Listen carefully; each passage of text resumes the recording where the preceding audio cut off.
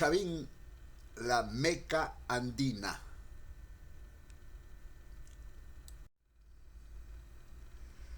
Ubicación, extensión y vigencia histórica. Su núcleo de cohesión o eje estuvo ubicado en Chavín de Huántar, a 200 metros del pueblo Chavín de Huántar, capital del distrito del mismo nombre. Provincia de Huari, departamento de Ancash, a 3.137 metros de altitud sobre el nivel del mar, en la región Quechua. En la zona de Conchucos, a orillas del río Mosna, tributario del río Marañón. Se extendió por la parte occidental del actual territorio peruano, desde Ocucaje, Ica, hasta Guairuro, Tumbes, y la parte sur del actual territorio ecuatoriano, entre el litoral y la ceja de selva. Abarcó gran parte de la región andina por dominio territorial e influencia socioeconómica, convirtiéndose en el primer horizonte cultural del formativo. La vigencia histórica de Chavín de Huántar duró desde los 1500 años antes de Cristo hasta los 500 años antes de Cristo. Tuvo un milenio de duración. Muy pocas civilizaciones en el mundo, en el transcurso de la historia de la humanidad, han tenido tanta duración.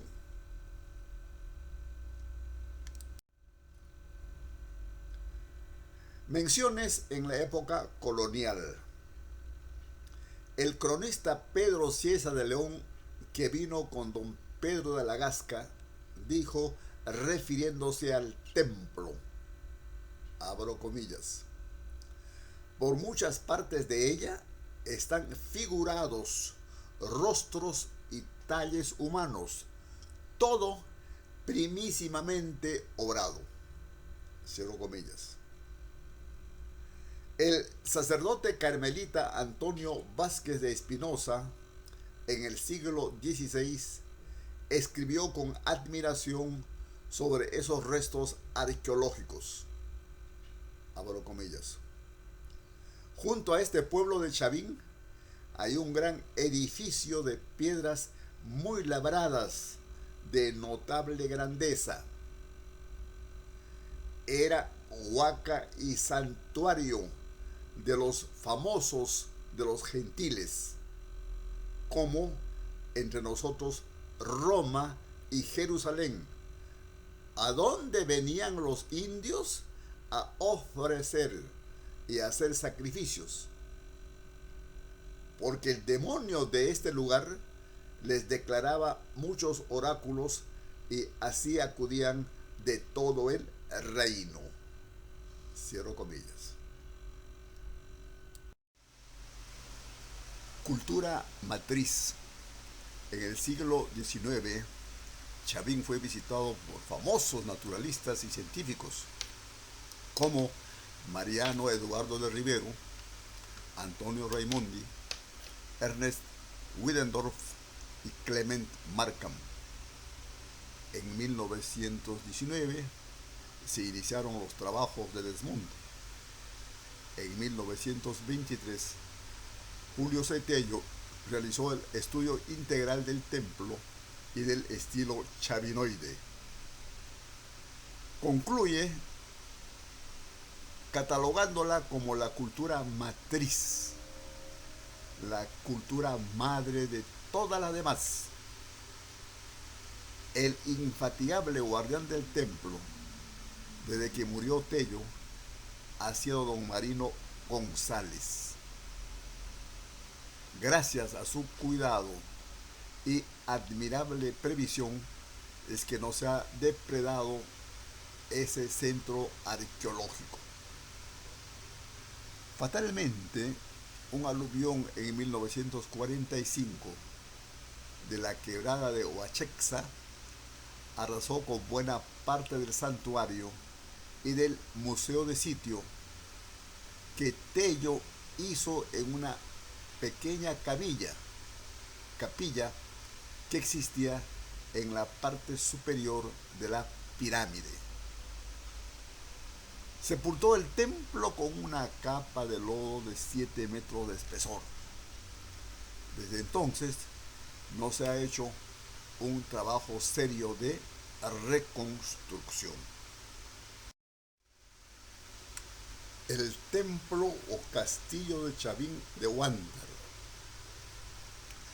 es una monumental construcción piramidal, trunca y escalonada, con 3 pisos y numerosas galerías subterráneas, toda hecha de piedras. La base de la pirámide tiene 5.200 metros cuadrados. Tiene varios pisos, una sola portada, ninguna ventana, aunque sí canaletas de ventilación.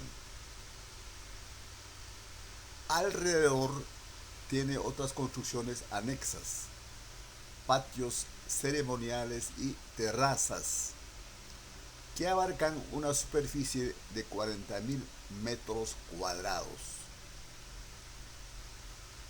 Los muros de piedra son anchos. En muchas partes el labrado es perfecto y con figuras incisas en columnas, paredes y frisos. Los arqueólogos han encontrado varias fases en su construcción, pero alrededor de los 800 antes de Cristo se habría hecho el recinto principal. Las paredes, las cornisas y los pisos del recinto están hechos con piedras toscas y piedras labradas. Estas últimas, en muchos casos, están incisas, es decir, tienen diversas figuras esculpidas. En vestíbulos y pasadizos se puede observar pequeñas losas con imágenes antropomórficas y zoomórficas. En la entrada principal, pórtico de las Falcónidas, hay 2 columnas cilíndricas de roca granítica negra. En ellas están grabados dibujos de halcones. En el dintel del pórtico hay esculpidas las figuras de 7 falcónidas o halcones que miran hacia el norte y 7 que lo hacen en sentido contrario hacia el sur.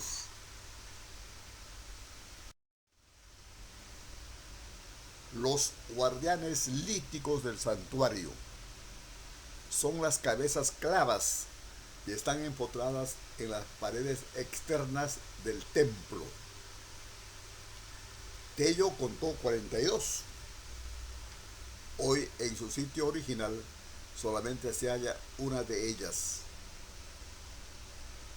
Las cabezas clavas son figuras de hombres con dientes de felinos y decoraciones de serpientes. Es muy posible que esas tétricas figuras fuesen la representación de los dioses y los sacerdotes las presentaban como guardianes del templo.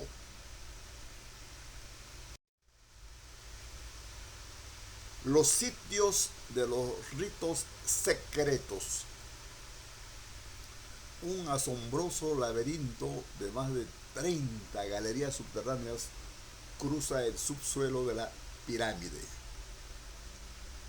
Muy pocos de esos misteriosos pasadizos están descubiertos en la actualidad.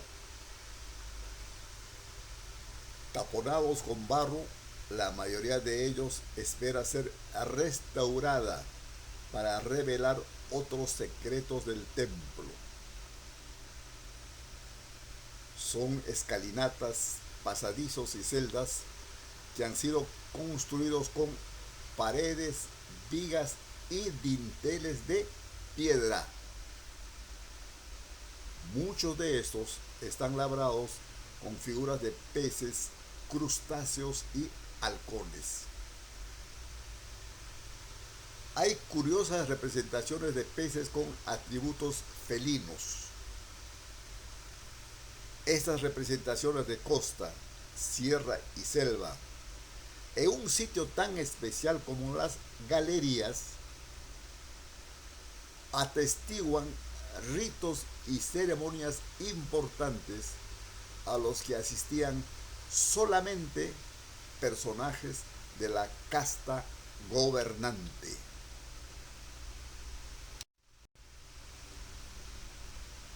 Una impresionante figura mítica. Justamente en la parte más importante de esas galerías está el lanzón,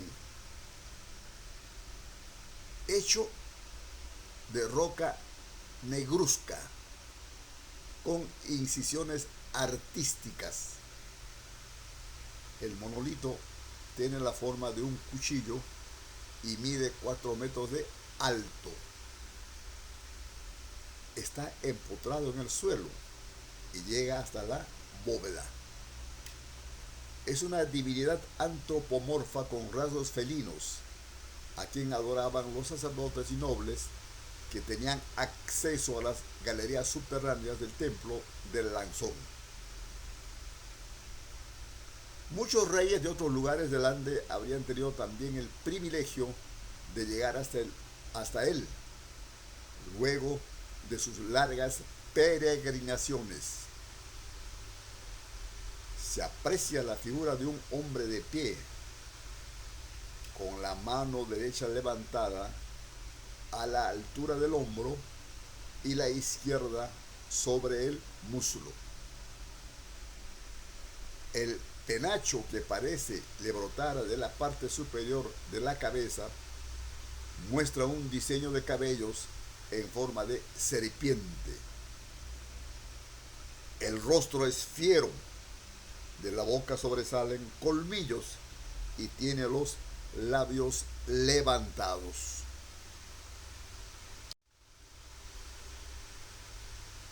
El obelisco Tello, una misteriosa escultura pétrea.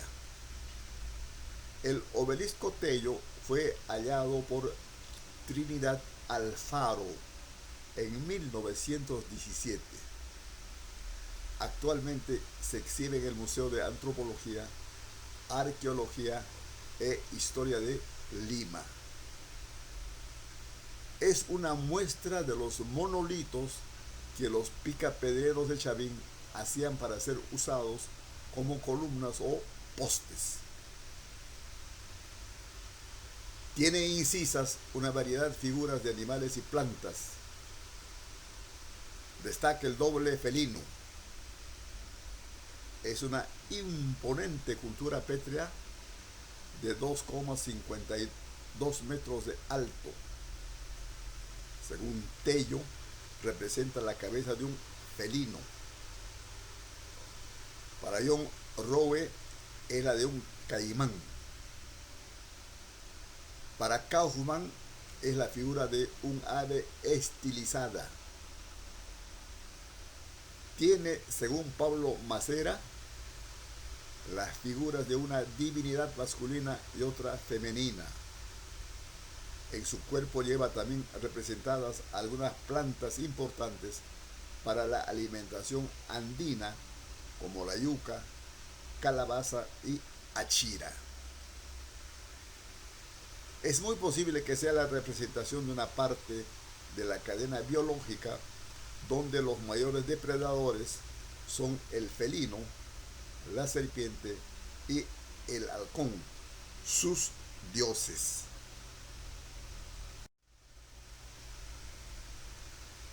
Una maravillosa escultura que se conservó por casualidad.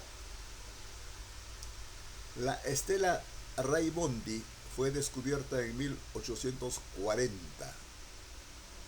Timoteo Espinosa, vecino del pueblo de Chavín, la había encontrado al remover la tierra para cultivar en uno de los lugares cercanos al templo. Tuvo la previsión de ponerla en el patio de su casa. Allí la encontró el historiador Toribio Polo en 1871, quien en su calidad de secretario de la prefectura de Huaraz y profesor del Colegio Nacional La Libertad había visitado las ruinas de Chavín de Huántar.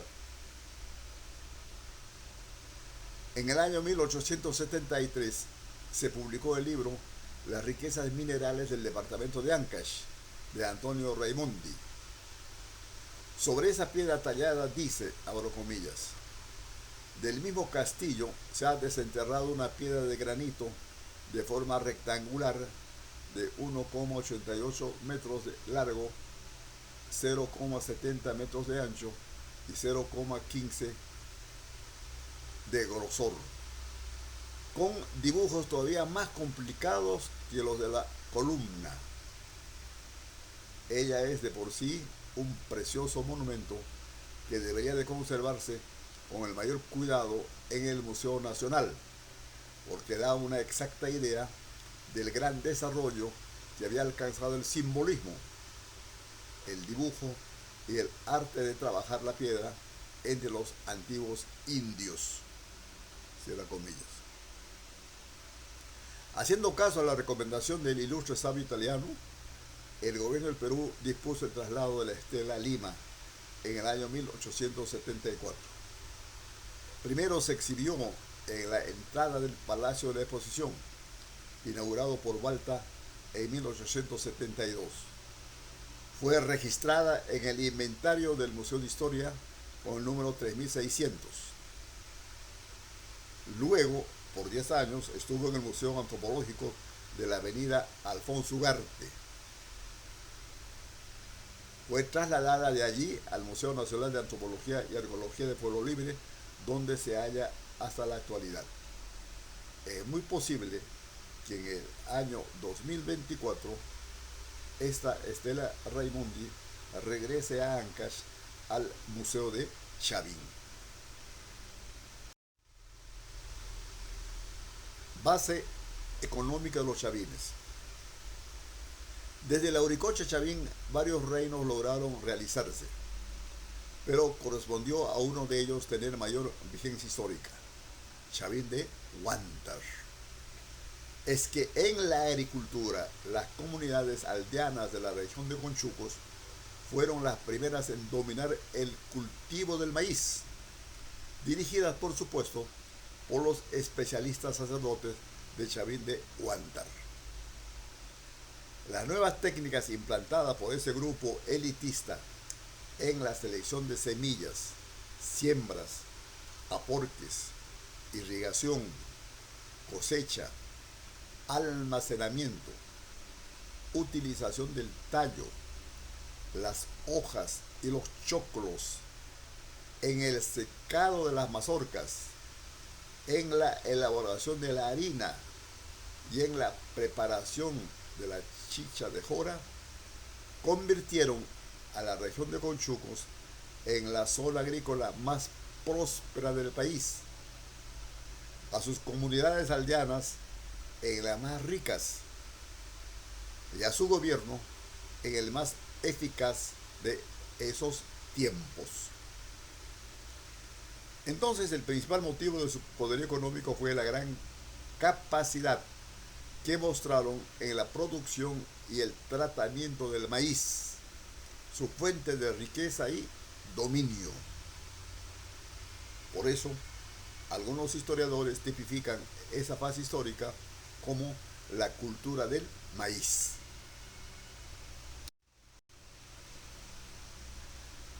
El prestigio de los chavines se expande, sin embargo, cuesta. Para beneficiarse de ese alimento, los reinos y las comunidades aldeanas de otras partes del Ande envían a sus representantes a la sede de tan notable reino. Allí no solo intercambiaban sus productos con los del maíz y otros productos agrícolas, sino que aprendían los secretos de su cultivo y las técnicas de otras actividades en donde los chavines también iban destacando. Ese aprendizaje debía tener su costo. Fue pagado con tributos y hacían trueque por otros bienes o en pago con la fuerza de trabajo.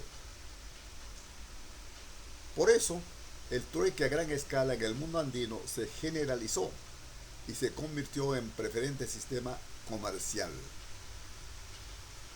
Se institucionalizó desde Chavín hasta el Tahuantinsuyo. Lo mismo ocurrió con el reclutamiento de mano de obra empírica, artesanal y técnica, de tal manera que utilizaron los mejores artistas de piedra y barro para la construcción de centros ceremoniales estilo Chavín en diversos sectores del mundo andino y empezaron con el colosal templo o castillo.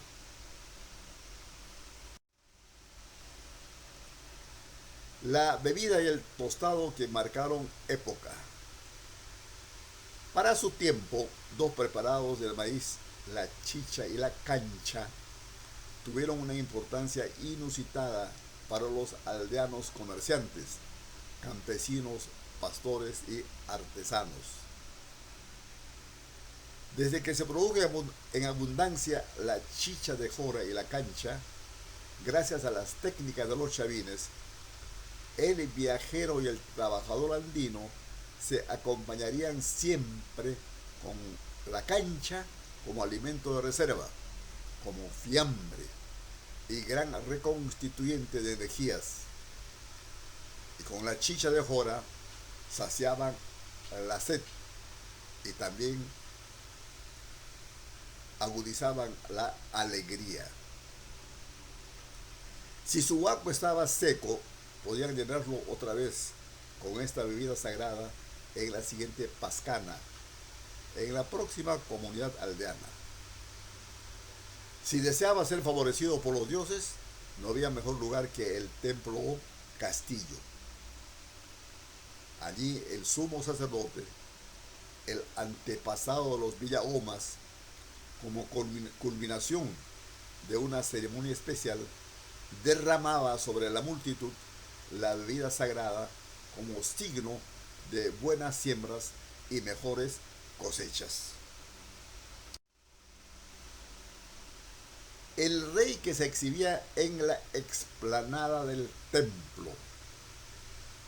El rey de los chavines vestía tela de lana de vicuña, corona de oro y piedras preciosas, pectorales de oro laminado y repujado, brazaletes de oro, collares de cuarcitas blancas y figurillas de oro, y portaba el cetro escultórico de oro. Era aquel que, creyéndose hijo de los dioses, bendecía a sus hijos para que el Ama Mapacha les dé mayores beneficios. Ese rey sacerdote, como en todas las civilizaciones antiguas de la humanidad y algunas de la actualidad, era el representante de la casta gobernante. Es que la forma de gobierno en Chavín fue teocrática, gobierno de sacerdotes. Esta casta dominante formó el primer estado en el Ande. Desde su palacio, el templo de O Castillo, dirigió, organizó y controló su vasto territorio. Fueron vistos con admiración porque los sacerdotes eran técnicos agrícolas e hidráulicos. Eran expertos sobre todo en el manejo de aguas. Sabían relacionar las estaciones con las diversas etapas de la actividad campesina. Diferenciaban los tiempos de nubes, los tipos de nubes, y calculaban los tiempos de lluvias y sequías. Dominaban los efectos de las horas del día para el laboreo agrícola. Planificaban, organizaban y dirigían la construcción de represas, acequias, canales y acueductos para la irrigación.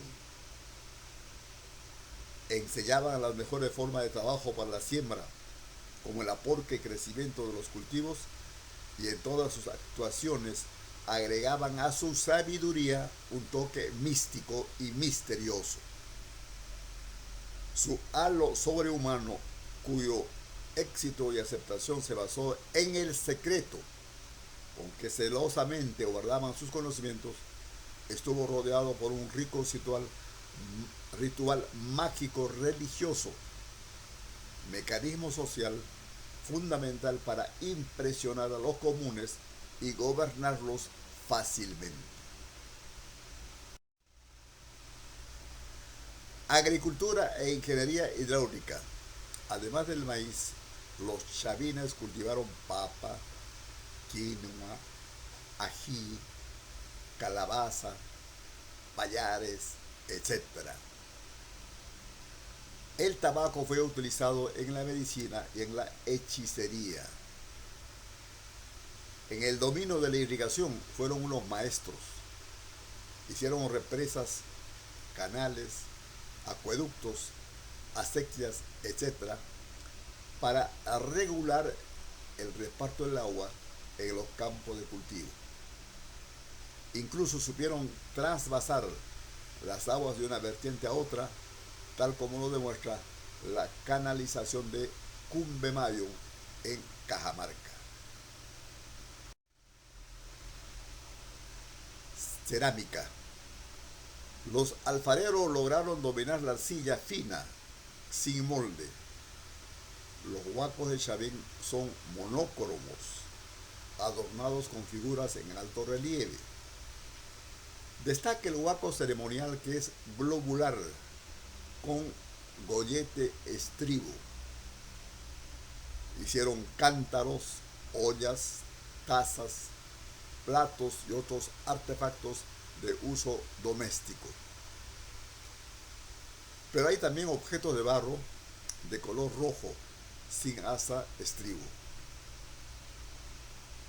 Además, existe una cerámica Chavín policroma, pero con tinte aplicado después del cocimiento. Los arqueólogos lo llaman de pintura fugitiva por su facilidad para borrarse. Orfebrería.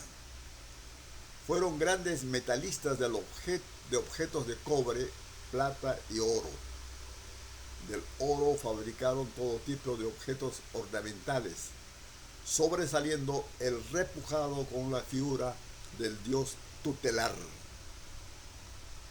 Las turquesas, lapislázuli y cuarzos igualmente sirvieron para hacer magníficos collares, aretes, etc. La calidad de la orfebrería Chavín es solo comparable con las de Vicús, Mochica y Chibú.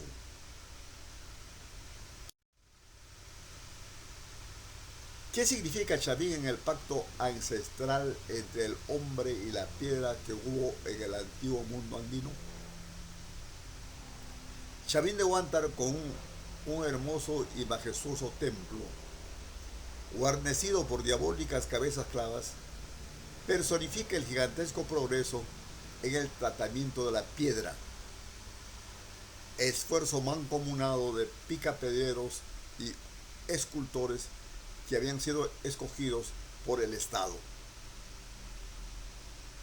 Aquellos eran en realidad, como dice Lumbreras, servidores a tiempo completo, porque ingresaban en los ámbitos de la casta gobernante, invitados a no evadirse jamás. porque así lo querían las huacas. Las paredes, las columnas, los frisos, las galerías, el coliseo, etcétera, del templo o castillo de Chavín guardan el espíritu creador, la capacidad de trabajo, la obediencia sin límites, el sacrificio y la entrega total que ponían en sus obras los artistas de esa cultura. No cabe duda de que las piedras fueron teñidas por el color rojo de la sangre de varios vasallos insolentes, ociosos, rebeldes y desobedientes. Desde aquellas explotaciones institucionalizadas del hombre por el hombre, dentro de una sociedad ya jerarquizada, clasista, la historia se repetirá en el futuro. Por eso José Carlos Mariátegui dice, abro comillas, no se puede comprender al indio sin entender la piedra, cierro comillas, porque en su tratamiento siempre ha encontrado una de las mayores cargas opresivas del Estado. Muchas gracias.